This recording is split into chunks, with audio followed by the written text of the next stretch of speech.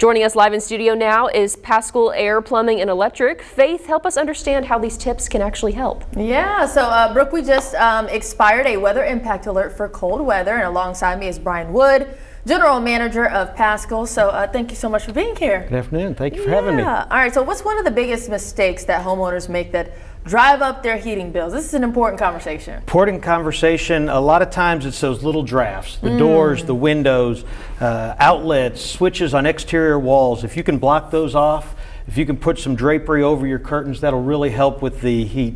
Okay, so I am someone who struggles when it comes to turning the thermostat up in the winter, and then I'm like the person crying because the bill is so high. So what thermostat setting do you recommend and why? It all varies depending on how much insulation you have in your house, what type of system you have, but that 66 to 68 area is a nice, comfortable area. Oh, that is so cold for me. And I complain about how high the bill is, and I'm not even going to tell you the number I keep it on. It's like 76, 77. Yeah. That's very comfortable. Yeah. Makes it feel like summer in the house, but at the same time you are burning through a lot of energy. Yeah, and I always look at the bill and say, this can't be right, and it is because it's me. Yeah, so when temperatures drop, what parts of a home's heating system is under the most strain?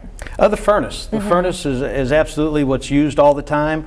Another thing to keep in mind, if you're on a crawl space, get those vents closed. As the air whips underneath your crawl space, that'll really chill the house from underneath all the way up into it. Okay, and I know some people like to use space heaters, maybe to save on some costs a little bit, but sometimes they can be a little dangerous. A little dangerous with your space heaters. They're point of use appliances, so you want to keep them right there where you're at. You don't want to set them and forget them. You want to be nearby so that there's nothing that happens, nothing bad.